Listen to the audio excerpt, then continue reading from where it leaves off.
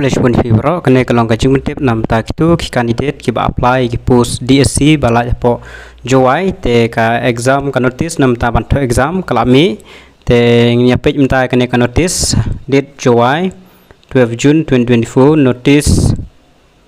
This is for general information that the DSC West Jaintia District Jowai will conduct the written examination for the post of Gram Sevak and Gram Sevika on 27 July 2024 and 3rd August 2024. E-admit card for appearing the examination may be downloaded and printed from the website. Begitu kita apply kini artli post Dsc Jowai. Kita man download admit card kijong pi napok kene website www.westjaintiahills.gov.in/dsc.htm satho lu dikitu tepen sapoi be hakatoka website. An lane pila ban download na kanakane makerecruitment.nic.in.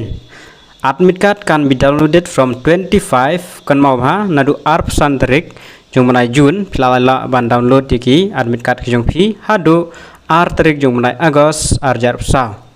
Tehang rula ong ba candidate facing problem in downloading their admit card can approach NIC and DSC branch DC office Jowai. Ada fisyam jing ban download digi admit card kijong pi pimla ban download pila ban late kenye ginegi apo kaneka NIC and DSC branch apo DC office Jowai kin yarap ya pi ban download di kita ki admit card kita kijong syam jong pi kin solve kita tekan mau kin artali ki link pila ai hangne te phi sa late nek tu link bat download adu app santarik terter hadu tarik jong manai Agos tege exam garan artali post mo jong gram sevak bat gram sevika tangin nek jong mentip college 1